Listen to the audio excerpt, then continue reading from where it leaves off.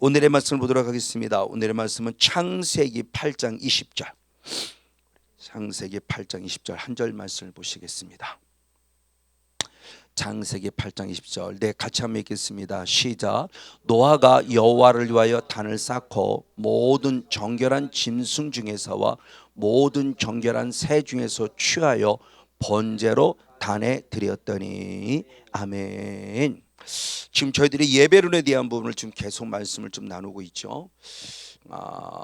가나안 땅의 영성을 통해서 구원받음도 감사하고 영적 싸움을 싸워서 이겨감도 감사하는데, 그 영적 싸움을 싸워서 구원받은 자에게 주어진 마지막 사명이 뭘까라는 부분을 계속 우리가 생각해보는 은혜를 나누고 있습니다. 그래서 우리의 본질을 한번 봅니다. 하나님은 누구이신가는 하나님의 본질, 그리고 사람이 나 아담이 나는 누구인가라는 나의 본질을 봐요. 하나님께서 하나님의 본질을 우리에게 가르쳐주는 중요한 말씀이 창세기 1장 6절에 하나님이 에덴 동산을 만드시면서 계획을 세우셨을 때, 창세기 1장 6절에 하나님의 형상을 따라 누구를 만드느냐? 사람을 만들길 원하셨어요. 그래서 하나님의 형상을 따라 사람을 만들어서 모든 천지 만물을 다스리게 하겠다라고 짐이 계획을 가지셨죠. 그리고 이 뜻을 이루시려고 창세기 2장 7절 말씀에 하나님께서 흙으로 사람을 만드시고 그 코에 뭐를 보시냐? 생기를 불어넣으심에 그 아담이 누가 됐다? 생영, 영적인 존재, 살아있는 존재가 되었다라고 표현해 주고 있어요. 자, 하나님의 본질이 뭐냐? 하나님의 형상을 따라 지어서 에덴 동산을 다스리게 하기 위해 실제로 계획을 세우셨고 그걸 실천하신 거죠.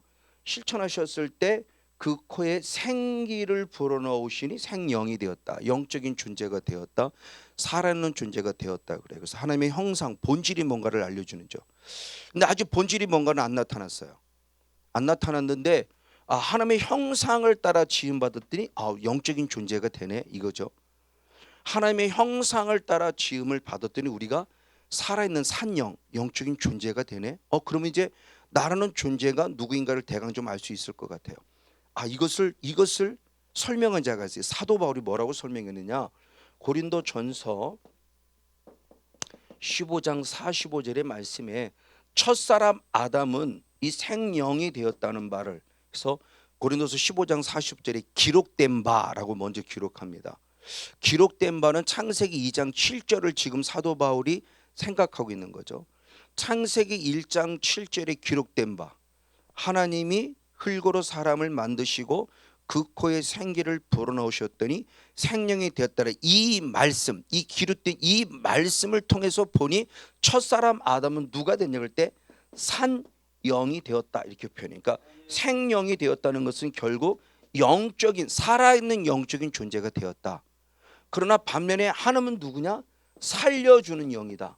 그러니까 살려주는 영적인 존재인 하나님이 우리를 살려주기 위해서 후 하고 어떤 생기를 불어넣었더니 우리가 살아있는 영이 된 거예요. 그러니까 하나님의 본질이 뭔가 딱 기억이 나는 거죠. 그럼 하나님의 본질이 뭔가를 얘기하려는, 하나님의 본질은 결국 형상은 하나님은 영이라는 존재를 얘기하려고 하는 거구나라는 걸 빨리 우리가 이해할 수 있을 것 같아요. 그렇죠? 이 부분의 모습을 통해서 하나님의 본질 형상이 영이듯이 이제 우리의 본질도 결국 누가 됐다? 영적인 존재가 되었다. 그래서 살려주는 영이신 하나님의 형상으로 지음받은 우리는 산영이 되었다. 그러면 살아있는 영이 된 우리들에게 주님이 원하시는 바는 무엇이냐고 했을 때 요한복음 4장 24절의 말씀에 하나님의 본질을 얘기하죠. 하나님은 누구시니? 영이시니. 우리에게 하는 건데 하나님이 영이다. 맞아요. 우리의 본질. 그래서 우리 산영이 됐어요. 그런 이제 우리도 어떻게 되느냐? 우리들 때 하나님이 영이실 때 영이신 하나님을 우리는 무엇하라? 예배하는 자가 되는데 어떻게 예배하느냐? 영과 무엇으로? 진리로 예배하라라고 말씀하고 있다는 거예요. 그렇구나. 그러면 본질이신 하나님의 영이신 영이신 하나님이 우리를 산영으로 만들어 주신, 살려주는 영이신 하나님 우리를 산 영으로 만들어 주시고 우리로부터 무엇 받기를 원하는구나? 예배 받기를 원하는구나. 그러면 구원받은 하나님의 백성은 마땅히 주님을 무엇해야 한다? 예배해야만 한다는 거죠. 그러니까 구원은 받았다고 하면서 하나님과 예배가 멀어지고 있다? 그럼 그 사람은 그 영을 다시 한번 생각해 봐야 돼요. 내가 지금 진짜 산 영이 되어 있는지 죽은 영이 되어 있는지라는 부분을 생각해 봐야 한다는 것이죠. 그러니까 예배가 멀어지고 있다는 것은 이 말씀을 반대로 말하면 나는 죽은 영인 거죠. 물론 태어나긴 태어났으나 나는 죽었다는 증거가 예배를 멀리하고 있는 것이고 살았다는 증거가 예배와 가까이 하고 있다는 거예요. 그래서 제가 부목사로 있을 때 한 할머니가 오늘 여기도 우리 할머니 오셨는데 이제 예수님 이제 1년 되셨다고 그래요. 그 할머니도 아마 거의 그래요. 1년 정도. 저희가 가서 전도해서 할머니인데 너무너무 좋은 거예요. 교회를 오는 게. 그분은 아직 뭐 예배가 뭔지 한번 모르지 뭐 하지만 교회는 게 너무너무 좋아요. 너무너무 좋아서 주일날 예배 나오고 또 예배 없어요. 그래서 주일 오후 2시 예배를 만들었어요. 보통 교회들은 주일 오후 2시 예배는 학생들이나 청년들이 따로 예배 드리는 시간들이 오후 2시인데 할머니 할아버지들만을 위한 예배 시간을 오후 2시로 만들어서 제가 한 30-40명 되는 할아버지 할머니 대상으로 설교를 하는 예배를 인도했던 그 기억이 있어요. 그랬더니 또 예배 없어요. 그래서 수요일을 가르쳐 줬어요. 또 예배 없어서 금요일을 또 가르쳐 줬어요. 수요 밤 예배도 나오시죠. 금요 기도도 나오시죠. 뭔가 모르지만 이 할머니는 너무너무 좋은 거예요. 교회를 나온다는 게 너무너무 좋아. 또 예배 없어요. 그래서 또 예배 없어요. 있어요. 뭐예요? 새벽에요. 그때는 왜 이제서야 알려주느냐고. 미리미리 알려줘야지 말이야. 나는 매일 하고 싶었는데 수요일만 나오고 금요일 나오고 얼마나 내가 답답했는데 왜 이제 알려주느냐고. 뭔가 알 수 없지만 그 할머니만 은혜가 되는 거예요. 그러니까 예배드리는 자체가 너무 좋은 거예요. 그래서 새벽 예배를 나오는데 어느 날 제가 이제 운전을 하고 가야 되고 사찰 집사 운전하다 보니까 시간이 꼭 늦는단 말이에요. 한 사람이 2-3분만 늦어도 신호등 걸리고 먹으면 5분 10분 금방 늦어요. 전체적으로 가면. 그러니까 늦으니까 할머니가 화가 막 난 거야. 막 왜 이제 오냐고. 죄송하다고 할머니 지금 차가 운전하다 좀 늦었다고 늦게 늦었다고 그랬더니 뭐라고 그러시는데 번뜩 이제 지혜가 떠올라서 할머니 몇 시에 나오세요? 일찍 나온대요. 그럼 할머니 내가 열쇠를 드릴 테니까 할머니가 와서 문을 탁 따면 좋겠다고. 할머니 일찍 갈 때 불이 탁 켜 있으면 어떠냐고. 기분 좋지. 그래서 그래 그럼 할머니한테 맡길 테니까 이 교회 문을 항상 할머니가 따라고. 일찍 와서 따르고 뒤늦게 오는 사람들이 문이 탁 열리면 얼마나 기분 좋겠냐고. 좋다고. 맞아요. 그때부터 할머니는 새벽 기도를 한 번도 안 빠지고요. 일찍 와서 문을 다 따놓고요. 문 다 열어놓고요. 불 다 켜놓고요. 다 준비하는 거예요. 그리고 제가 이제 부목사를 그만두고 떠나서 그 이유는 잘 모르지만 정말 고마웠던 할머니 한 분이 있어요. 예수 믿은 지 얼마 안 돼요. 그분도 채 1년이 안 되는 분이에요. 근데 은혜가 막 들어오니까 예배가 너무너무 기다려지는 거예요. 그런 그 할머니는 산 영이 된 거죠. 그렇죠. 그전은 죽은 영이었다가 산 영이 되니까 예배가 사모되는 거예요. 맞습니다. 지금 그것을 얘기하는 겁니다. 자, 그러면서 얘기했을 때 그럼 예배라는 개념을 우리가 한번 지난주에 2주에 걸쳐서 우리가 한번 생각해 봤죠. 예배란 개념을 잘 얘기한 대표적으로 마태복음 4장 10절이라고 그랬어요. 사탄과의 싸움에서 승리한 예수님, 사탄아 떠나가라고 그랬어요. 이제 사탄이 떠나는 거로만 다가 끝나는 게 아니더라는 거죠. 사탄을 물리친 다음에 주 너의 하나님을 무엇하고 경배하고 그리고 무엇하라 섬기라라고 하는 아주 중요한 영적인 멘트를 남깁니다. 그 사탄아 떠나가라만 끝남이 아니에요. 이제 우리들의 삶 속에서 사탄의 악한 영이 떠나갔으니 하나님을 경배해야 되고 하나님을 섬기는 자가 되어야 한다는 예배의 개념을 가르쳐 준 거예요. 그때 섬김에 대한 경배에 대한 예배의 개념을 먼저 말씀을 드렸죠. 프로스큐네오라는 원어로서 프로스큐네 원어는 히브리어 샤하라는 원어와 같은 의미인데 한마디로 간단히 말하면 경배라는 것은 절하다예요. 절하다. 실제로 절하는 겁니다. 하나님 앞에 절하는 거예요. 근데 우리는 행동으로 절은 하지 않지만 그럼 행동으로 절을 하지 않을 때 우리가 표현되는 내 모습, 내 자세, 절하다는 모습으로 표현되는 자세가 성경을 통해서 신약이나 구약을 통해서 보면은 어떤 표현이냐? 엎드리다, 무릎을 꿇다, 그리고 머리를 숙이다. 이런 의미를 가진 거야. 절한다라고는 단어 속에 포함된 단어가 엎드렸어요. 무릎을 꿇었어요. 머리를 확 숙였어요. 이게 주님을 경배하는 예배 자세예요. 실제로 우리의 몸으로 그렇게 실제로. 근데 신약 시대에도 우리는 그렇게 실제로 드리지는 않지만 이 자세를 가져야 된다는 거예요. 그러니까 다시 말하면 경배한다는 것은 하나님은 높임을 받아야 되고 나는 철저히 낮아져야 되는 거예요. 경배라는 예배는 나는 철저히 낮아지는 자고 하나만 높여지는 자예요. 이게 경배라고는 워십의 예배 자세예요. 이게 이 경배가 이 개념입니다. 그럼 여러분들 늘 하나님을 예배할 때 이 자리가 돼야 되는 거죠. 사실은 의자가 있어서 이 자리가 안 돼요. 저는 모르겠어요. 저는 이제 중학교 1학년 때부터 훈련을 받을 때 하나님 앞에 시건방지게 의자에 앉아 있어? 아니야, 무릎 꿇어. 물론 개척교회라 의자도 없었지만 중학교 1학년 때부터 철저히 무릎 꿇는 예배를 배웠어요. 그리고 전도사님이 나이가 드신 전도사님인데 지금으로 말하면 얼마나 예배를 오랫동안 드리는지 뭐 10분 20분 잠깐 설교하고 예배 드리고 2부 순서로 뭐 학생의 예배 그러면 시간을 갖는 게 아니에요. 나이 드신 전도사님이라면 얼마나 철저하게 훈련을 받았는지 1시간이고 1시간 반을 무릎 꿇고 있어요. 무릎 피려고 그러면 어디 하나님 앞에 무릎을 시건방지게 막 맨날 무릎 꿇는. 그때는 뭐가 뭔지도 모르고 무릎을 꿇은 거죠. 그분은 알았겠지만 중학교 1학년 때 저는 그게 의미가 완전히 다 와닿지 않은 거죠. 근데 이제는 아는 거예요. 아, 내가 주님 앞에 예배하는 자세가 이렇게 땅에 바짝 엎드려야 되고 철저하게 무릎을 꿇어야 되고 그리고 머리를 완전히 조아려 숙여야 되는 거구나. 이 모습을 늘 상기되는 거라는 거죠. 지금 이 자세로 예배드리면 아마 아무도 예수 안 믿을걸요. 그렇죠? 근데 후진국일수록 가난한 곳일수록 의자 없는 곳은 다 이렇게 배우죠. 의미를 모르고 배우치면 일단 무릎을 꿇어요. 그분들에게 이 의미까지 알려주면은 그 무릎 꿇음을 대단히 행복해 할 텐데. 자, 그런데 또 다른 의미 속에서 엎드리다 무릎을 꿇다 머리를 조아대는 것은 절하다라는 이 개념이 의미 속에 서를 때 이게 반드시 회개하는 자세예요. 그러니까 하나님 앞에 회개한다고 할 때 어떻게 되냐? 철저히 나를 낮춰서 땅에 바짝 엎드리고 무릎을 꿇고 그리고 머리를 조아리는 자세가 하나님 앞에 내가 죄인임을 고백하는 내 실제적인 자세이기도 해요. 그러니까 주님을 경배한다는 것은 결국 뭐냐? 내가 철저히 십자가 앞에 무릎 꿇어서 회개하는 모습으로 회개하는 자세로 주님을 예배하는 게 경배라는 예배 자세라는 거예요. 꼿꼿하게 서 있을 수가 없어요. 하나님 나왔어요. 이게 아니라는 거죠. 하나님 나는 죄인입니다. 맞아요. 주님 정말 잘하려고 했는데 또 쓰러졌네요. 또 넘어졌네요. 정말 잘못했습니다. 늘 십자가 앞에 철저한 회개의 마음을 가져오는 것이 바로 경배라고 하는 부분이죠.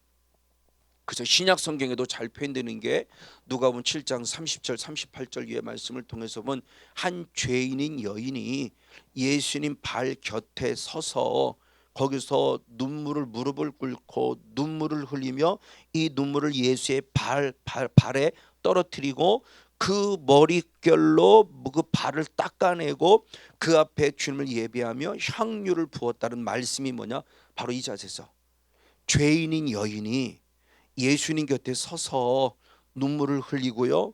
그 머리결로 그 발을 닦아드리고요. 그리고 향유를 부었다고 하는 거죠.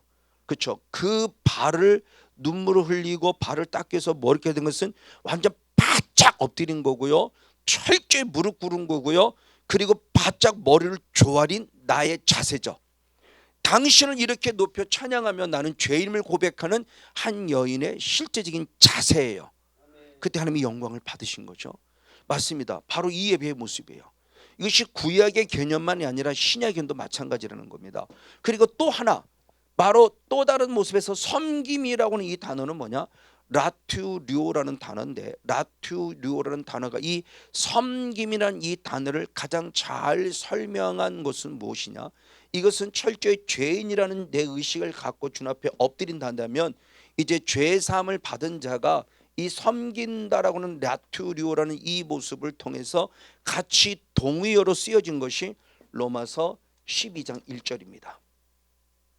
로마서 12장 1절의 말씀을 통해서 보면 어떻게 되어지느냐 그랬을 때 하나님의 자비하심으로 우리를 권면하노니 너희 몸입니다. 소마라고는 뭐예요? 지정의가 있는데 우리의 이 육신이라는 뭐 단순히 흙이라는 이 육체를 말하는 것이 아니라 인격을 얘기하는 거예요. 소마라는 모습은 지정의가 있는 믿음의 인격을 가진 이 몸, 그렇죠? 이 몸이 거룩한 성령의 전이냐 할 때, 그 전이지 아니냐 할 때, 그때 그 소마, 우리의 지정의 거룩한 인격을 가진 이 몸이 하나님이 기뻐하시는 거룩한 무슨 제사? 죽은 제사가 아니라 산 제사를 드리라. 이것이 너의 드릴 무엇이다? 영적 예배니라고 할 때 이 예배가 라트레이아라는 명사예요. 라트리오라는 동사, 라트리오라는 동사가 라트레이아라는 원어를 통해서 파생되어진 단어예요. 그러니까 이 예배라는 원어와 이 섬기다는 원어가 같다라는 거죠. 동의어예요. 같은 뜻을 가진 명사와 동사의 차이일 뿐이에요. 자, 그러면 킹제임스 흠정력, 그러니까 원어를 그래도 그나마 잘 해석한 성경이 킹제임스 흠정력 번역본인데, 그 킹제임스 흠정력 번역본에는 마지막 영적 예배를 뭐냐면 합당한 섬김이다 이렇게 해석이 됐어요. 그러니까 예배가 섬김이 예배라는 겁니다. 자, 여기에서의 모습에서는 죄인임을 고백하며 주님을 경배하는 워십이라는 개념 속에서 주님을 높여 찬양하는 것이란다면, 여기의 모습은 영어로 말할 때 서비스예요. 그러니까 영어로 워십만 예배가 아니라 서비스도 예배를 표현하는 겁니다. 그러니까 워십이라는 예배만 있는 것이 아니라 서비스라는 예배가 있어야 되는 거예요. 하나님께 서비스는 말도 내 하나님께 내 모든 걸 드리는 거예요. 이게 섬김의 예배예요. 그러니까 워십 예배가 좀 차원이 다르다는 거죠. 그러나 의미는 같은 모습이 예배인데 그 안에서 섬겨지는 그 드려지는 자세가 다른 걸 지금 얘기를 표현하는 겁니다. 합당한 섬김이다라고 했어요. 내 몸으로 하나님께 드려지는 거예요. 그러니까 경배의 예배는 나는 철저히 낮아져서 나는 죄인입니다 고백하고 그 찬양, 그 하나님을 높여 찬양하는 것으로서 함께 영광 돌리는 회개의 예배를 한다면, 이제는 죄 사함을 받아서 성령을 선물로 받았으니 이 몸으로 주님을 섬기는 거예요. 그 섬김이 일반 예배적인 순서 속에 찬양으로도 섬기는 거, 기도로도 섬기는 거죠. 그러니까 찬양이 달라질 수밖에 없고요, 기도가 달라질 수밖에 없는 거예요. 그냥 붕어가 뻐끔뻐끔하지 그렇게 부르는 찬양이 아니라는 겁니다. 찬양은 자세가 분명히 달라져요. 그 찬양이 달라지고 기도가 달라지고 성가대 헌신이 달라지고 봉사 이거 달라지겠지만, 더 나아가 꼭 공동체에 모여지는 예배뿐만이 아니라 저는 이제 흩어진 삶의 예배를 강조하는 게 바로 이겁니다. 이게 산제사, 이게 섬김의 예배예요. 아내에게 잘하는 것이 하나님을 예배하는 거예요. 남편에게 잘하는 것이 하나님을 예배하는 거고요, 목회자는 성도에게 잘하는 것이 섬김의 예배예요. 왜? 눈에 보이는 사람에게 잘하지 않고 눈에 보이지 않는 하나님을 사랑한다는 거짓말을 하고 있으니까. 저는 근데 그렇게 살아왔잖아요.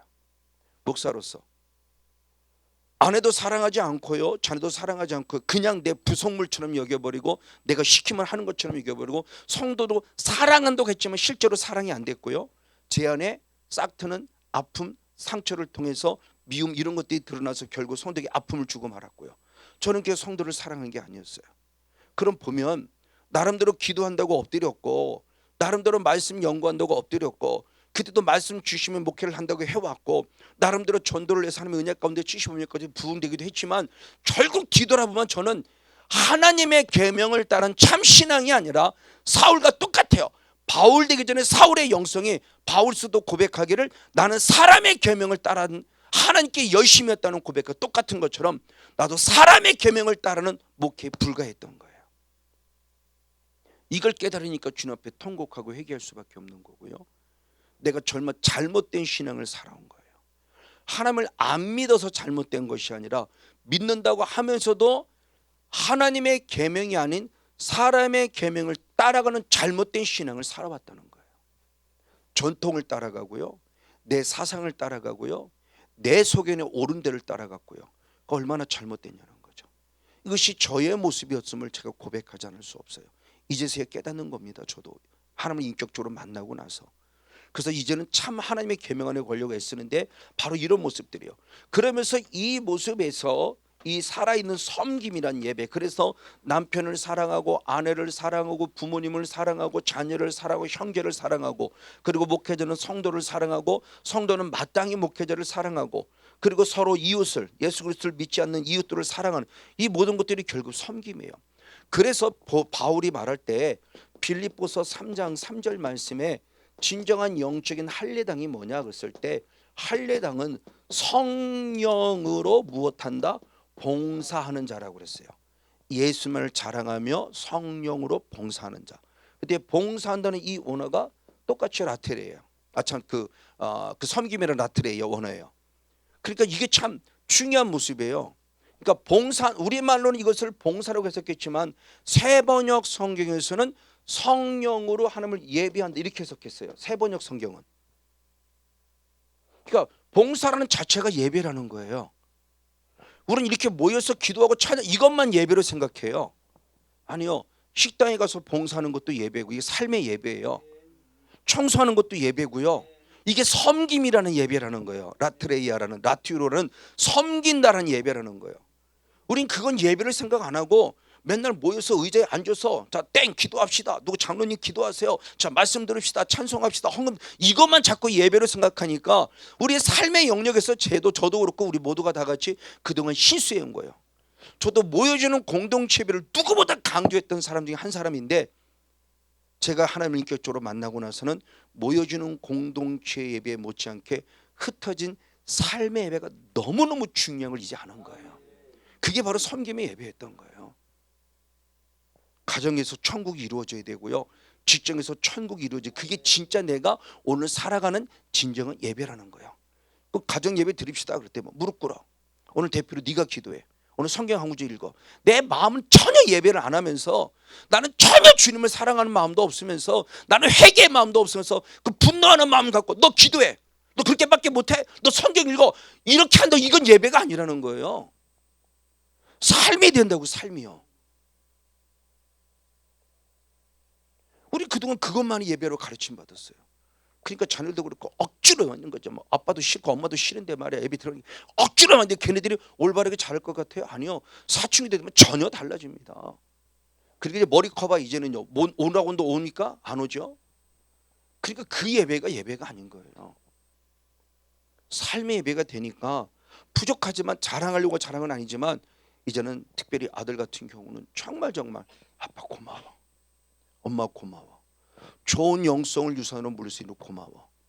아빠 품을 떠났고 엄마 품을 떠났던 것 같았던 아들이 하나님 품을 떠났던 것 같던 아들이 때가 되니까 돌아와서 하나님 품 안에 돌아와 있죠. 엄마 품 안에 돌아와 있죠. 아빠 품 안에 돌아와 있죠.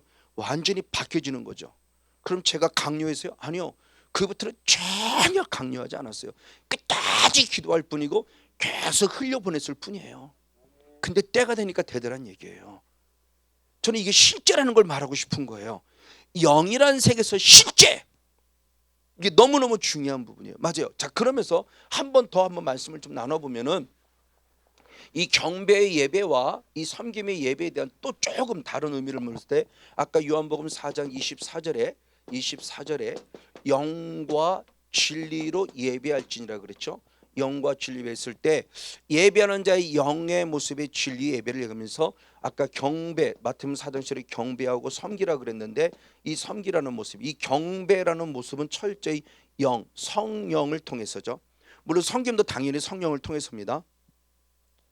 철저히 성령의 거룩한 조명이 되지 않으면 주님을 경배할 수 없어요. 왜? 요한복음 16장 7절 8절 말씀에 오직 성령으로만 내 죄를 무엇하고 책망하고 성령께서 책망하실 때 고린도후서 7장 10절 말씀에 하나님의 뜻대로 하는 근심은 구원에 이르게 하는 회개를 이룬다. 하나님의 뜻은 것이니까 성령의 책망을 통해서 죄를 책망할 때 드디어 구원에 이르게 하는 뭐를 이루게 한다? 회개. 누가? 성령께서. 그렇죠? 그래서 경배 예배가 되는 거예요. 그래서 경배 예배가 돼서 죄사함 받았으면 죄사함 받는 주님의 준 약속이 있죠. 역시 우리에게 뭘 주냐? 성령을 선물로 준다고 말씀하셨죠. 사도행 10장 38절의 말씀에 사도행전 2장 38절 말씀에 성령께서 우리에게 성령의 세례를 주신 그 성령을 선물로 주신다. 죄사함 받으면 성령을 선물로 주셔서 성령의 거룩한 몸, 성령의 거룩한 성전이 우리의 몸으로 하나님이 기뻐하는 거룩한 산제를 영적이라고 했을 때 그 영적 예배 여기서 말하는 영적은 여기서 말씀하는 영 푸뉴마라는 영이 아니라고 그랬어요. 여기서 말씀하는 영은 하나님께 주신 은혜 가운데 전혀 다른 그 영의 모습이 우리에게 말씀했을 때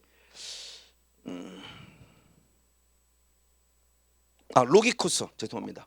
로기코스 지금 막 생각이 막 지금 막 로기코스라는 원어인데, 로기코스라는 원어, 그러니까 푸뉴마라는 영이 아니고 로기코스라는 원어인데 영으로 해석했어요. 그런 로기코스라는 원어를 직역하면 뭐냐? 합당한 또는 합리적인 또는 이성적인 이런 뜻을 갖고 있어요. 합당한, 합리적인, 이성적인. 근데 이것을 로기코스 원어인데 이 뜻을 가지고 있는데 이것을 영적으로 해석한 거예요. 이건 지극히 말 그대로 신학이라는 공동체 안에 들어와서 지극히 영적 의미를 가진 해석이죠. 직역한 해석은 아니에요. 그래서 아까 킹제임 흔든역은 이게 합당한 섬김이다 그랬죠. 예배, 합당한 섬김. 그러니까 합당한 해석인데 그 합당임이 이걸 또 다른 관점에서 우리 신앙 안에 이 로기코스라는 말을 정해보니 이게 진짜 영이라는 거에서 성령에 맞을 때 영적인 예배라고는. 왜 영적인 예배냐? 왜 합당해 되고 합리적인 게 진짜 영적인 거냐? 이 로기코스라는 원어가 어디서 나왔느냐? 우리가 잘 알고 있는 로고스라는 원어에서 나왔어요. 그 로고스는 지금 신앙 안에서 우리가 하나님의 말씀이라고 적용시키지만 일반 예수 그리스도를 믿지 않는 사람들 로고스라는 단어가 사용돼요. 그들에는 어떤 뜻이냐? 이성, 이런 뜻이에요. 이성적인, 이성이라는 뜻을 갖고 있어요. 지극히 이성적인 거예요. 그러니까 하나님의 말씀이 예수를 믿는 사람이든 믿지 않는 사람이든 가장 이성적이어야 돼요. 가장 합리적이어야 돼요. 가장 합당해야 돼요. 그러니까 이게 진짜 성령 안에서 있는 진짜 영적이라는 거예요. 그러니까 지난주도 강조했지만 영적이라는 영은 푸뉴마가 아닌 때 일반적으로 영으로 무슨 신비의 세계, 알 수 없는 신비의 세계, 성령이라는 세계, 사탄이라는 세계, 알 수 없는 신비의 세계인데 아무리 신비의 세계라도 신비주의에 빠지면 안 된다는 거예요. 신비주의에 빠지는 것이 오히려 영의 세계일수록 지극히 합리적이어야 되고 누가 봐도 합당해도 누가 봐도 이성적이 돼야 돼요. 그 근거가 뭐가 하나님의 말씀이기 때문에. 그러니까 정말 저도 부족하지만 사탄은 떠나기도 하고 질병은 치유되기도 하고 우리 교회 성도에 지금 많은 하나님의 역사들이 나타나고 있기도 합니다만 그 모든 역사를 나타낼 때 내가 대단한 사람이 아니라는 거예요. 나는 하나님 앞에 말씀 앞에 무릎 꿇는 지극히 이성적인 목사예요. 저도 사고 자체가 지극히 논리적이에요. 그래서 어떻게든 말씀도 논리적으로 풀려고 그래요. 그러니까 저는 영어는 잘 못했어요. 근데 수학은 잘했거든요. 그러니까 지극히 논리적이에요. 1 더하기 1은 2예요. 그럼 1 더하기 1은 2인데 1 더하기 2는 3이에요. 그럼 왜 3이 되느냐? 이렇게 풀어가듯이 성경의 말씀도 좀 논리적으로 풀려고 하는 그런 성향이 강해요. 그러니까 제 사상 자체가 지극히 이성적이에요. 지극히 논리적이에요. 근데 하나님 말씀 자체가 그런 거예요. 그러니까 앞뒤에 주님의 답은 다 있는 거예요. 그러니까 이런 모습 안에서 말씀을 보면서 우리들 신앙의 도가 이거구나. 그러니까 푸뉴마에 의한 경배 예배가 있는 건 반면에 푸뉴마가 아니라 로기코스에 의한 거룩한 섬김의 예배가 있는 거죠. 그러니까 이 섬김은 말씀에서 벗어나지 않은 말씀이 원하는 만큼에 의한 섬김을 말하는 거예요. 넘어갈 필요도 없고요. 모자랄 필요도 없어요. 말씀이 원하는 만큼만 나는 순종하면 돼요. 2달란트 가진 자도 작은 일에 충성했다고 주님이 인정했고요. 5달란트 가진 자도 지극히 작은 일에 충성했다고 인정했어요. 도가 넘지 않았어요. 근데 5을 가진 자가 작은 일에 충성했더니 5이라는 열매를 하나님의 맺게 주신 거예요. 작은 일에 충성하니까. 반면에 1달란트 가진 자를 책망하죠. 작은 일에 충성하지 않았기 때문에 그래요. 그러니까 주님은 작은 일에 충성하는 게 가장 기본인 거예요. 나를 하나님 뭘로 하고 내한테 이런 일을 시켜요. 목사는 왜 이거 걸레질하면 안 되나요? 목사는 왜 이거 주스면 안 되나요? 목사는 화장실 청소하면 안 되나요? 작은 일이에요. 내가 할 일이라는 겁니다. 목사가 해야 할 일이라는 거죠. 누굴 부르다고 누구를 이것 좀 해라가 아니라 저는 항상 그럽니다. 내게 보이는 것은 나보고 하라고 준 거지 누구 시키라고 준 게 아니에요. 그럼 제가 하면 돼요. 이게 작은 일에 충성하는 거죠. 이게 바로 말씀대로 살아가는 거예요. 그러니까 기도할 때도 기도하면 돼요. 근데 성경에 손을 얹으라고 했으니까 손만 얹으면 되는데 확 눈을 막 찔러요. 막 눈을 찔러 사탄 떠나가 막 그래요. 목을 꽉 눌러. 이거 누르는 아는 사람 어디 있어요? 그리고 콜록을 유발시켜요? 그럼 그게 성경이 하는 겁니까? 아니잖아요. 그냥 성경이 원하는 대로 말씀 벗어나면 안 돼요. 손을 얹은 적 그러니까 손만 얹으면 되잖아요. 말씀을 선포한 적 그냥 말씀만 선포하면 되잖아요. 이걸 안찰할 필요도 없잖아요. 막 툭툭툭 때려가면서. 그래요. 때릴 때 심하게 안 때렸어요. 근데 이거 100대 때려봐요. 여기 당연히 멍들어요. 그럼 죽고 나면 당연히 멍드는 거 당연하고 혈액순환이 안 되니까. 그럼 그 사람들은 때렸다고 보는 거죠. 우리는 때린 거 아니에요. 그냥 이렇게 했어요.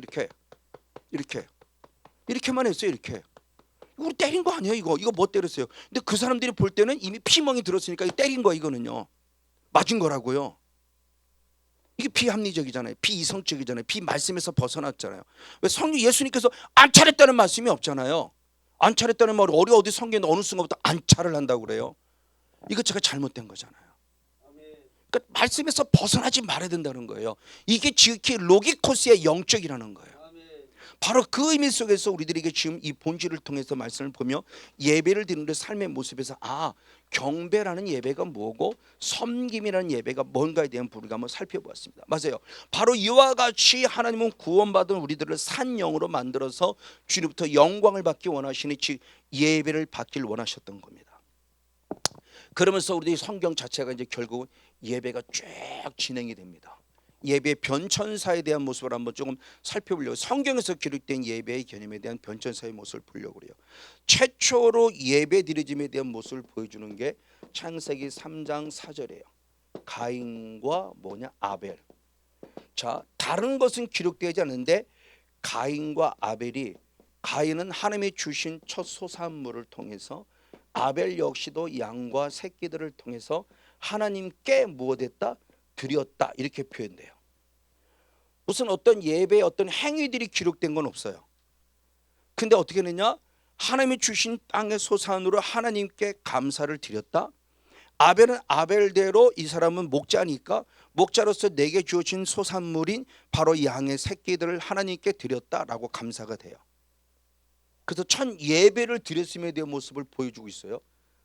에덴동에서 떠난 이유입니다. 하나님의 나라에서 쫓겨난 이후에 주님을 예배했어요. 그리고는 잘하는 대로 가인은 나중에 되어 갑니다. 가인은 예배 실패자가 되고 아벨은 예배 성공자가 돼요. 그리고 예배가 멈추어요. 왜? 가인이 아벨을 죽였기 때문에. 그러다가 세 번째 아들인 셋이 낳고 세 번째 아들은 셋을 낳았고 아담과 하와가 그리고 셋의 아들 중에 에노스라는 아들이 나왔는데 에노스라는 아들이 나오면서 창세기 4장 26절의 말씀에 중요한 얘기를 했어요. 비로소 여호와의 이름을 무엇했더라? 불렀더라라고는 이름이 성경 말씀이 기록돼요. 비로소. 그래서 현대인 성경인가? 비로소의 말씀에서 현대인 성경인가? 네, 현대인 성경에서 말씀을 보면은 이 비로소의 모습을 뭐라고 표현했는가 보면은 처음으로란 뜻을 가지고 있어요. 그러니까 예배를 듣다 끊어졌다가 다시 새롭게 시작된 게 에노스 그 아들을 셋의 아들은 에노스를 통해서 다시 예배가 시작되었음에 대한 부분을 보여주는 거예요. 예배를 드렸다가 예배가 끊어졌죠. 가인 한 사람 예배 끊어졌다가 다시 셋이 태어난 이후 그의 아들 에노스가 되어주면서 다시 사람들이 비로소 예배를 하나님께 드렸다라고 말하며 여호와 이름을 불렀다는 것이 결국 하나님께 예배를 드린 것에 대한 부분을 보여줘요. 그리고 계속 그들은 또 죄를 짓죠. 그리고 결국은 노아의 홍수 심판을 받습니다. 홍수 심판을 받은 다음에 노아의 8가정이 그 방주에서 나오면서 역시 최초로 예배를 드리는데 예배가 조금 바뀌어졌어요. 내용이 바뀌어진 것이 아니라 조금 어떤 새로운 의식이 추가됐습니다. 한번 창세기 8장 한번 20절 한번 이 한 절 말씀을 같이 한번 읽어보시겠습니다. 창세기 8장 20절 한 절입니다. 시작. 노아가 여호와를 위하여 단을 쌓고 모든 정결한 짐승에서와 모든 정결한 새 중에서 취하여 번제로 단에 드렸더라. 아멘. 자, 중요한 근거가 나타납니다. 여호와를 무엇하여 위하여 뭐를 쌓았다? 단을 쌓았다. 그리고 이 단에 하나님이 주신 정결한 짐승으로 무엇을 드렸다? 번제를 드렸다 그래요. 자, 지금까지 창세기 노아의 홍수 이전까지는 이런 의미가 없어요. 그냥 하나님이 주신 것을 드렸다 이렇게 표현되고 에노스 때 드디어 여호와 이름을 불렀다 이렇게 표현돼요. 그런데 이제 노아의 홍수가 끝나고 난 다음에 하나님이 원하시는 진정한 예배의 개념이 조금 더 구체화됩니다. 그 첫 번째가 뭐냐? 단을 쌓았어요. 왜 단을 쌓았냐? 누구를 위함이다? 여호와를 위함이에요. 그리고 단을 쌓았을 때 반질이 뭐가 필요하다? 번제가 필요해요. 자, 이 단이라고 하는 원어, 단이라고 하는 원어가 미즈베아인데, 미즈베아라는 원어는 무엇이냐? 미즈베아라는 그 단이라는 그 원어 그 자체가 가진 것은 제사를 드리다 동사로서 또는 짐승을 죽이다 이런 뜻을 가져요. 제사를 드리다 어떻게? 짐승을 죽여서 제사를 드린다. 미즈베아. 근데 이 미즈베아라는 이 단어가 어디서 나느냐? 나중에 조금 더 나옵니다만 자바흐라는 원어에서 나왔어요. 이 자바르는 원어인데 그 자바르는 원어에서 파생됐을 때 그 자바르는 원어 자체가 갖는 의미가 바로 이와 같이 하나님 앞에 진정한 섬김이라는 의미를 가져요. 그러니까 예배를 드림에 있어서 내가 철저히 섬기는데 짐승을 죽이는 섬김이 필요했던 거예요. 짐승을 찔러 죽여야 돼요. 양을 찔러 죽여야 돼요. 그러니까 노아의 홍수 구원받은 우리들 가족만 남았을 때 가장 먼저 하나님 앞에 감사함을 표현해 드리는 것이 정말 나를 구원하시니 감사합니다. 이제 중시조가 된 거죠. 그랬을 때 그 단을 쌓았다는 것은 뭐 그 정결한 짐승이죠. 정결한 짐승을 번제하러 그래서 칼로 찔러서 그를 죽여서 그 가죽을 벗겨내고 그 피를 드리고, 그러니까 성막에 드리는 그 예배 개념이 이미 시작된 거예요. 그 개념의 모습을 드리면서 짐승을 통해서 번제로 죽여서 드려진 이 단. 그러니까 단이 왜 필요했냐는 것은 번제를 드리기 위해서 필요한 거예요. 그러니까 그 전에는 단을 쌓았다는 단어는 없어요. 그러면 아벨은 아벨대로 첫 새끼를 드렸다고 했을 때 그때는 찔러 죽여서 드린지 산처럼도 모르지만 하여튼 첫 새끼를 드린 거예요. 양을. 근데 그 애는 어떤 모습으로 드렸다는 것은 기록되어 있기 때문에 우리가 유추해 보는 거죠. 아마 그때도 아마 죽였을 거야. 피를 피했기 때문에 이렇게 해석을 할 수도 있지만 어쨌든 성경 단어는 없어요. 근데 구원받은 이 노아가 홍수를 통해 다 죽고 자기네만 살았을 때 가장 먼저 드린 것이 바로 이거였다. 번제를 드린 거죠. 그러면 번제를 드렸을 때 성경에는 기록되어 있지 않지만 노아가 왜 이렇게 드렸을까 그랬을 때 분명히 저는 방주 안에 계신 하나님께서 노아에게 이렇게 나에게 예배라고 아마 가르치지 않았을까. 그러니까 예배의 개념을 이제 확실히 찾아가는 거예요. 너는 나에게 이렇게 예배를 드려야 돼 라고 말하는 겁니다. 그러면서 짐승을 죽였다라는 의미를 갖고 있는 거예요. 이게 나중에 출애굽기 20장 24절에 십계명을 선포하면서 확실히 명령을 내립니다. 뭐라고 하는가 하면 이것도 한번 읽어봅니다. 출애굽기 20장 24절 시작. 상반절만 읽겠습니다. 너는 내게 토단을 쌓고 그 위에 너의 양과 소로 너의 번제와 화목제를 드리라. 하나님이 지금 원하는 겁니다. 십계명을 주시면서 십계명을 주신 다음에 얘들아 너는 나한테 예배를 드려야 돼. 단을 쌓아. 단을 쌓고 단 쌓을 때 그 단만 쌓지 말고 양과 소로 내게 뭐로 드리라? 번제와 화목제. 양과 소로 단에서 그들을 죽여서 그 피를 통해서 나를 예배하라는 거죠. 그럼 중요하죠. 짐승을 죽였다는 의미가 뭘까라는 거예요. 왜 단을 만들었고 단에서 짐승을 죽였을까라는 의미죠. 그 진에서 짐승을 죽였다는 그 의미가 결국은 뭐냐? 우리들에게 지금 영적 의미를 갖다 주는 것으로서 바로 우리가 알고 있는 예수 그리스도의 상징의 모습인데 이 예배의 개념을 먼저 알려준 게 누구냐? 하나님이었어요. 자, 예배라는 개념으로 알려준, 예배라는 단어를 통해서 알려준 않았지만 짐승을 죽여야만 너희가 구원받는다는 의미를 이미 알려준 겁니다. 어디서? 에덴 동산에서요. 자, 에덴 동산은 하나님의 나라인데 에덴 동산에서 이미 하나님의 나라를 예비하고 있던 이 아담과 하와가 말 그대로 죄를 범하면서 에덴 동산을 쫓겨나죠. 구원받은 자가 구원을 뺏기는 겁니다. 쫓겨나요. 근데 쫓겨날 때 쫓겨나기 전에 하나님께서 다시 회복하는 은혜를 이미 알려줘요. 어떻게 알려주냐? 첫 번째 창세기 3장 21절의 말씀에 무엇을 입혀주냐? 가죽옷을 입혀줘요. 가죽옷을 입혀주는 게 뭘까라는 겁니다. 무화과 나뭇잎을 갈았는데 무화과 나뭇잎은 얼마 못 돼요? 자꾸 내 부끄러움이 드러나요. 왜? 말라 삐뚤어지니까. 수분이 말라 삐뚤어지면 다시 빠스라가고 뻗으면서 내 부끄러움이 또 드러나야 돼. 내 죄가 자꾸 드러나야 돼요. 그러니까 이제 하나님께서는 그들을 그냥 쫓아낼 수 없어요. 너에게 다시 돌아올 길을 알려줬으니 내가 너에게 가죽옷을 지었다는 것은 우리 이것이 의미를 생각하는 거죠. 아, 가죽옷을 지었다는 건 누군가가 죽었구나. 짐승의 가죽 옷을 입힌 것이니까 누군가가 죽었고 그 누군가를 죽인 다음에 그 옷을 입혀서 다시는 메마르지 않게 하고 내 부끄러움을 가리우면서 다시 에덴 동산으로 들어오는 길을 알려준 거죠. 그러니까 이미 가죽 옷이라는 이 의미를 통해서 여기서 짐승이 죽는다는 것을 보여줬고 피 흘림으로만 우리가 회복될 수 있는 이미 유추해주고 보여주고 있다는 거예요. 그러니까 이 말씀을 통해서 지금 우리들에게 참된 구원의 모습을 가르쳐주고 있는 겁니다.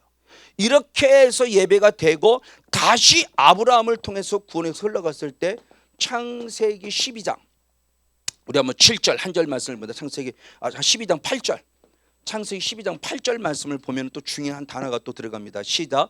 거기서 베델 동편 산으로 옮겨 장막을 치니 저는 선은 베델이고 동은 아이라 그가 그곳에서 여호와를 위해 단을 쌓고 여호와 이름을 무엇하더라 부르더라. 드디어 베델 동편 선 앞쪽이고 그러니까 베델과 동 아이 사이에는 아마 어떤 조그만 어떤 장소일 건데 그곳에 뭐를 쌓았다? 단을 쌓았다. 단을 쌓았다. 그리고 뭐 했다? 여호와의 무엇을 이름을 무엇했다? 불렀다. 누구 때처럼? 에노스 때처럼 여호와 이름을 불렀어요. 자, 여호와를 위하라는 것도 이미 여호와 이름을 불렸다는 것을 우리에게 상기는 시켜주고 있어요. 그러나 여호와 이름을 불렀다는 의미는 없고 여호와를 위하라는 말씀만 있다가 아브라함을 구원의 길로 인도하면서 가나안 땅에 도착했을 때 이 가나안 땅에 도착한 아브라함이 여호와 이름을 부르며 단을 쌓아 주님을 예배했다는 것을 보여주죠. 그러면 이 앞에 있었던 그렇죠? 제사를 드린 예배가 있었어요. 그러다가 예배에 끊어졌다가 에노스처럼 여호와 이름을 불렀어요. 그리고 모든 사람이 결국 멸망했어요.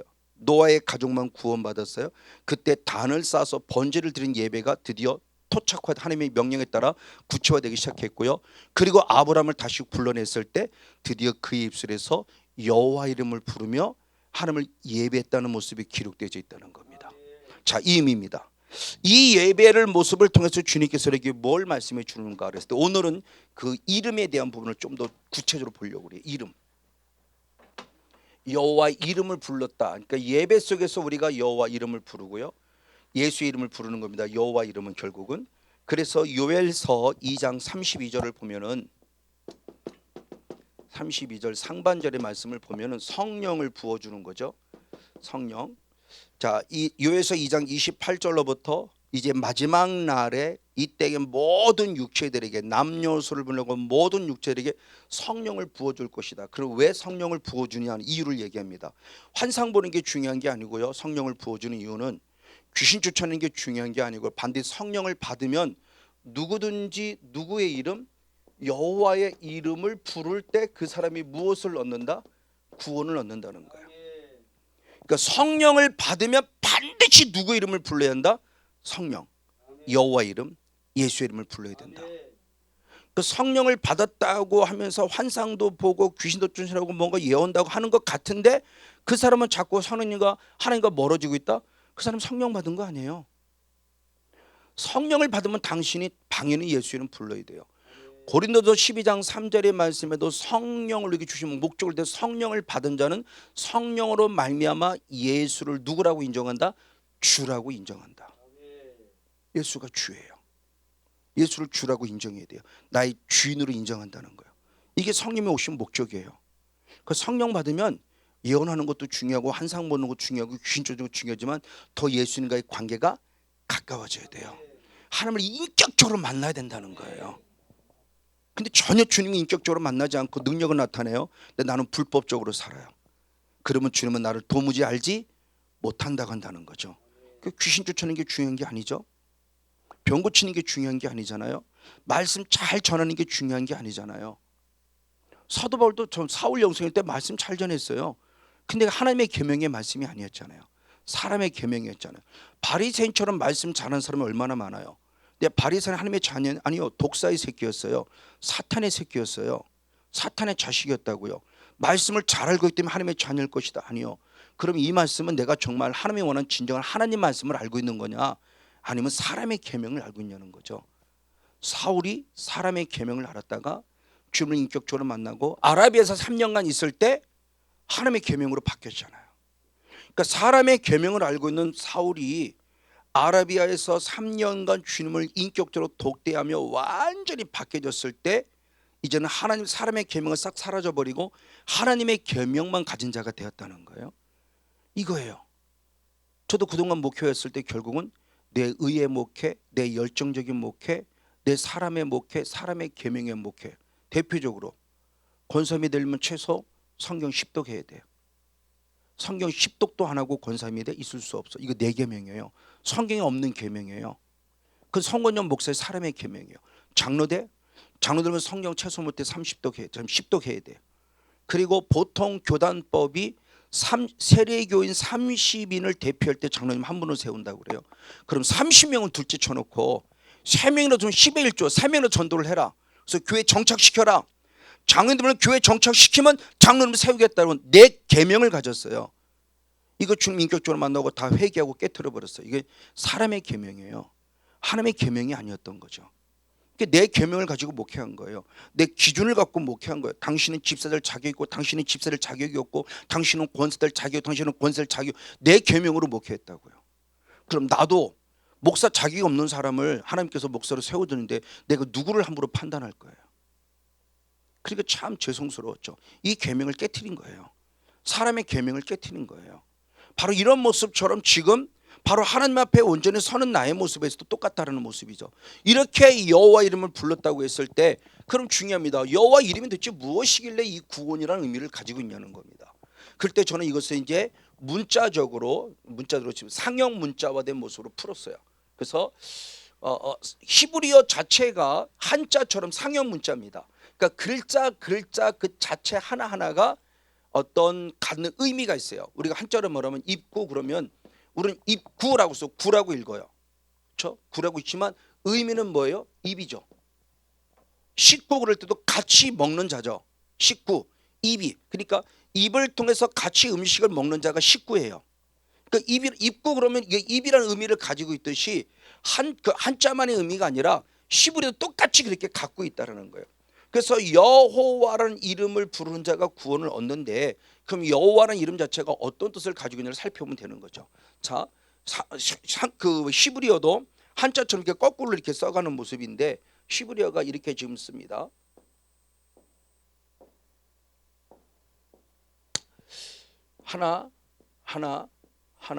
하나예요. 자, 자음이 있고 이 안에 이제 모음.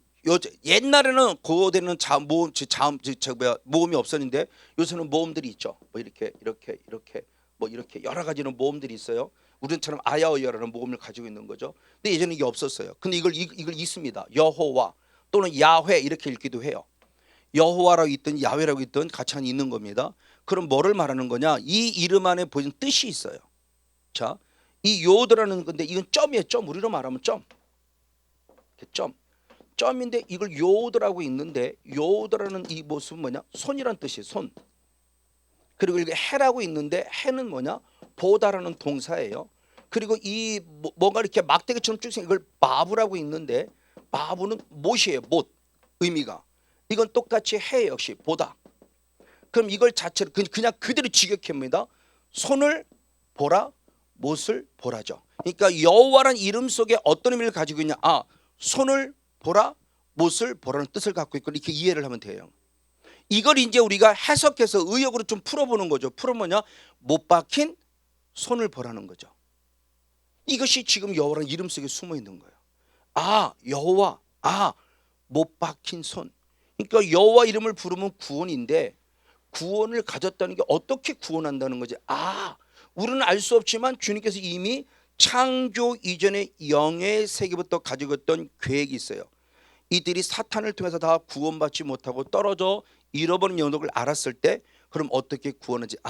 손에 못 박아서 나의 손에 못 박아서 구원하겠다는 이미 계획을 갖고 있다는 거예요.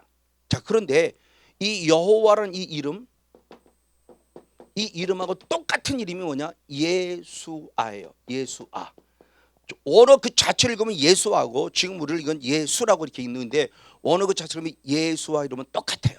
자, 이런 예수라는 이름도 똑같은데 대표적인 이름이 출애굽기 14장 13절을 보면은 자, 애굽에서 이스라엘 백성을 끌어내고 앞에는 홍해가 가르고 있고 막고 있고 뒤에는 애국군이 쫓아와요. 진퇴양난입니다. 앞으로 나가면 물에 빠져 죽는 거고요. 가만히 서 있으면 애국군인에 죽는 거예요. 이래 죽고 저래 죽고 죽고 있을 때 주님께서 말씀하셨어요. 너희는 가만히 있어라. 그리고 하나님께서 우리들에게 행하는 무엇을 보라? 구원을 보라 그랬어요. 구원. 이게 출애굽기 14장 13절에 말씀하고 있는 겁니다. 이 구원을 볼 때 이 구원이라는 원어가 예수아예요. 우린 그동안 예수란 이름을 어떻게 보고 듣고 배웠냐? 여호수란 이름과 같다, 호세아는 이름과 같다, 이런 식으로 배웠어요. 물론 틀린 건 아니에요. 틀린 건 아니에요. 그 안에도 같은 의미를 가지고 있는 게 분명히 있으니까. 그러나 조금 더 구체적으로 보면은 구원이라는 확실한 뜻 자체가 예수아예요. 근데 이때 구원이라고 말할 때는 그냥 말도 보통 명사로 쓰인 거예요. 구원, 우리말로 구원. 그때 이스라엘 백성들은 예수아 이렇게 얘기하는 거예요. 예수아, 예수아.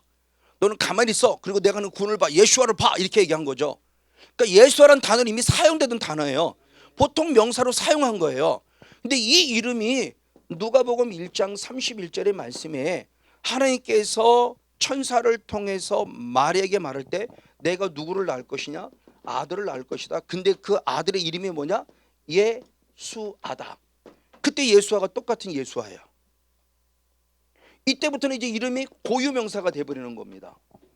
일반 명사도 쓰이지만 고유명사가 되는 거예요. 하나님의 아들에게만 붙여지는 고유한 이름이 되는 거예요.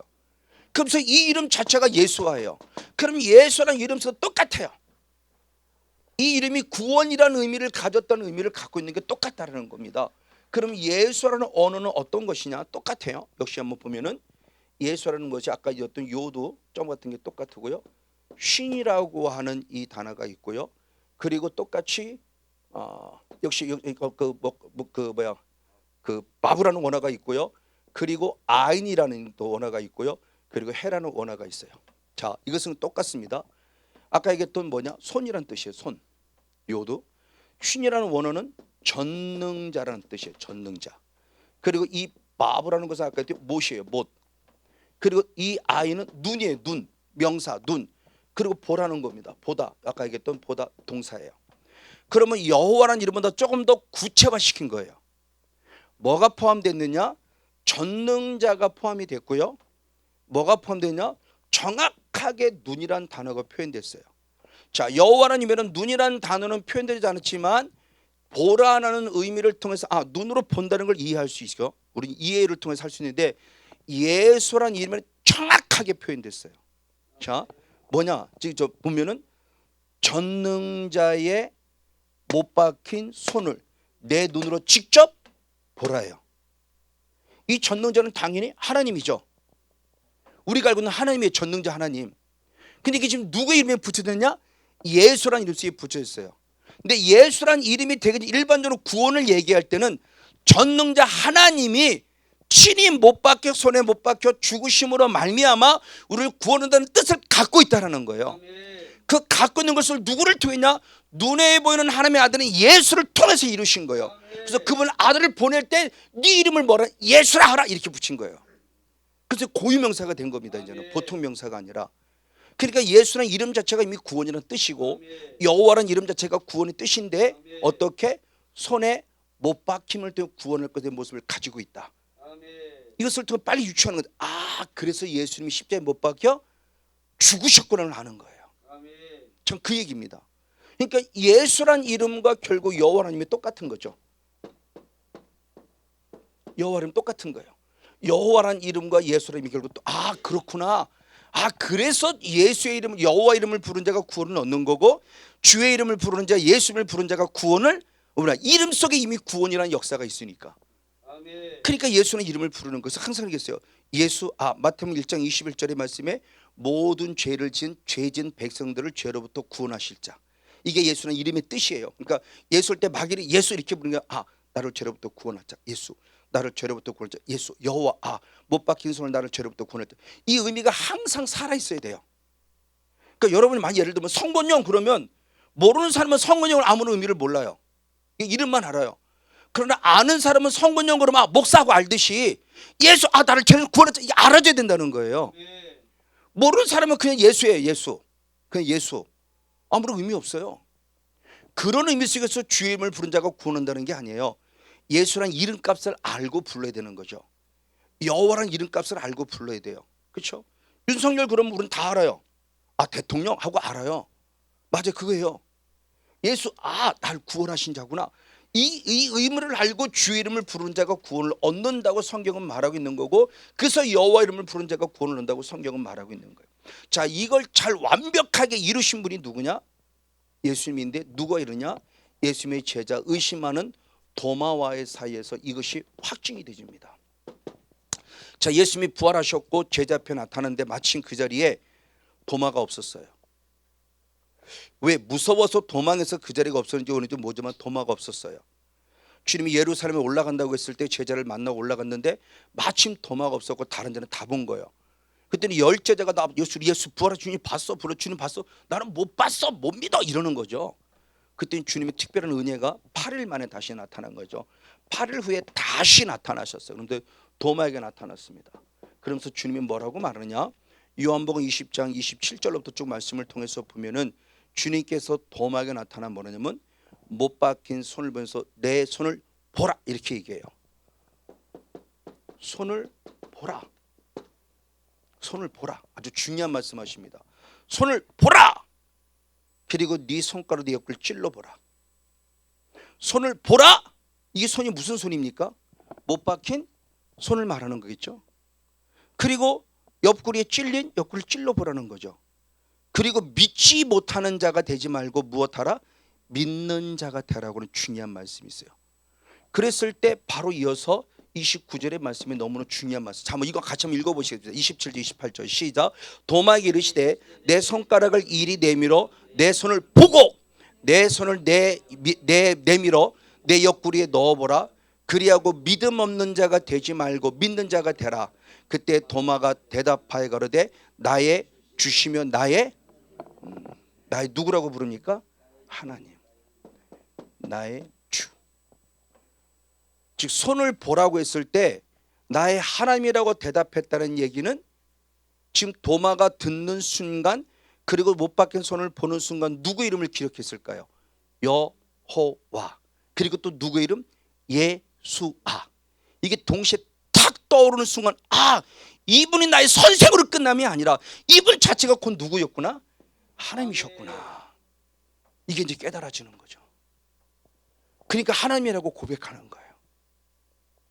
나의 엘로힘 하나님, 나의 여호와 하나님이라고 고백하는 거예요. 당신은 나의 선생님이다 이렇게 얘기하지 않아요. 너무너무 중요한 교훈이 있는 내용이에요.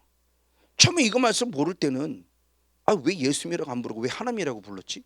이게 저한테는 궁금함으로 다가오는 거죠. 근데 성경에도 특별히 주석도 보면 속 시원하게 답이 없어요. 주석가도 앞뒤 정도 잘 이렇게 잘 모르니까 주석가 다루는 답을 받을 속 시원하게 답이 없어요. 그럼 저도 마음이 답답한 거죠. 그래, 나 같은 게 알겠냐? 더 성경을 연구한 주석가들도 이거 몰라서 이렇게 잘 써놓지 못했으면 나 같은 게 뭘 알겠냐? 그 웬만한 주석을 보면 모르는 데는 그냥 넘어가. 이렇게 몇 장 넘어가고 이렇게 몇 절 넘어가고 이렇게 넘어가요. 왜? 나도 해석할 수 없는 부분이니까. 근데 우리 같은 사람은 더더욱 모르죠. 근데 영이라는 새가 조금 열려서 그나마 말씀이 조금 깨달아지면서 앞뒤들을 여러 거 보니까 아, 이걸 말씀하는 거였구나. 왜 도마가 예수를 하나님이라고 불렀지라는 게 이제 알아지는 거예요. 그냥 막연한 지식을 하나님이라고 불렀으니까 삼위일체 하나님 이거로 끝남이 아니라 하나님을 정확하게 부른 이유가 기억나는 거예요. 내 손을 보라는 자체가 이미 그 속에 여호와라는 이름이 있고요. 내 손을 보라는 그 이름 자체가 예수라는 이름이 있고요. 그 예수님이 곧 하나님인 것을 인정하면서 당신은 나의 주인이시며 당신의 하나님이라는 고백을 하는 거예요.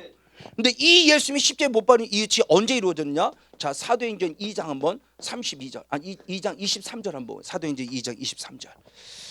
다시 한번 봅니다. 시작. 그가 하나님의 정하신 뜻과 미리 아신 대로 내어준 바 되었거늘 너희가 법 없는 자들의 손을 빌어 못 박아 죽였다. 즉 예수님이 십자가에서 못 박혀 죽는 것에 대한 분을 얘기를 하는데 이건 언제냐? 하나님이 언제 중요한 것이에요. 하나님이 정하신 뜻, 예정. 하나님이 미리 예정하신 것이다. 그리고 언제 미리 아셨다. 미리 아셨다. 예지. 미리 아셨어요. 그럼 미리 아셨다는 게 뭐냐?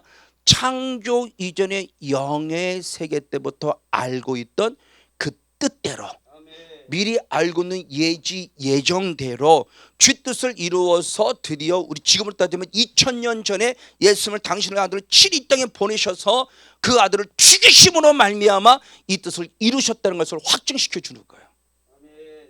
그러니까 주님이 예지되어 있고 미리 알고 계시고 미리 예정되었던 바가 이루어지는 거죠. 그럼 저는 이게 이 말씀이 믿어지는 겁니다. 이제는 지금 이루어지는 모든 것들도 다 주님의 뜻 안에서 지금 이루어져 가고 있는 거예요. 미리 하나님께서 예지하고 예정했던 뜻대로 지금 되어져 가는 거예요. 성경에 기록되어 있지 않지만 하나님의 거룩한 섭리, 이 성원영이라는 사람을 하나님께서 목사로 세워주셨고, 그래서 2009년 9월 달에 하나님의 은혜를 있게 하셨고, 지금 이 순간까지 변질되지 않고 주님의 뜻 가운데 잘 살도록 주님의 뜻한 바에 대한 모습이 있는데, 저는 그 뜻을 알기 때문에 목숨 걸고 저는 이 사명을 지키는 겁니다. 주님의 나를 택하신 이유, 광야에서 구원하신 이유, 신명기 8장 3절의 말씀에 하나님의 뜻대로 사나 안 사나 그 명을 지키나 안 지키나 알려 하심이라. 주님이 저를 좀 알고 하실 때 저는 그 뜻을 명령을 순종하고 있는 거예요. 제가 지금 삐딱선을 타고 다른 데로 가면서 아니야 교회 부흥시켜야 되니까 다른 데 가서 더 교회 부흥시키는 그 방법을 배워야 돼, 이걸 찾는 것이 아니라 나를 변화시키는 하나님, 나를 만나신 격진 하나님, 살아계신 하나님, 말씀이 진 확실히 믿어진 하나님, 이것 때문에 저는 절대 변질될 수 없는 거예요. 너무너무 확실하게 제가 하나님을 경험하고 있으니까. 제게는 그래서 이종수 목사님이 기쁨의 교회가 다메섹 도상이 된 거예요.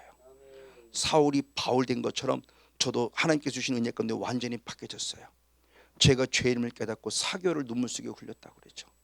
2009년 9월 달에 제게는 제 2의 생일이에요. 이제를 잊을 수가 없어요.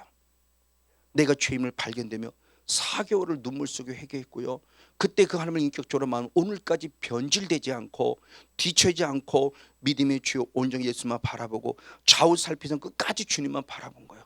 그럼 그 시간에 쉬운 뭐 좋은 것만 아니요, 정말 상상할 어려운 일도 있었죠. 근데 그걸 이겨나가는 거예요. 예, 영적 원리를 알고 있기 때문에. 저 여러분 오늘 예배 구원받은 자 산 영으로 만드신 이유는 우리로부터 예배를 받기 위함이라고 했습니다. 그럼 나는 그 예배를 지금 어떻게 드리고 있는가? 가인과 같이 아벨같이 예배를 드리되 우리의 모습은 계속 에노스는 여호와 이름을 불러야 되고, 노아와 같이 반드시 단을 쌓아야 되고, 그리고 아브라함 같이 반드시 단을 쌓은 다음에 여호와 이름을 부르는 자.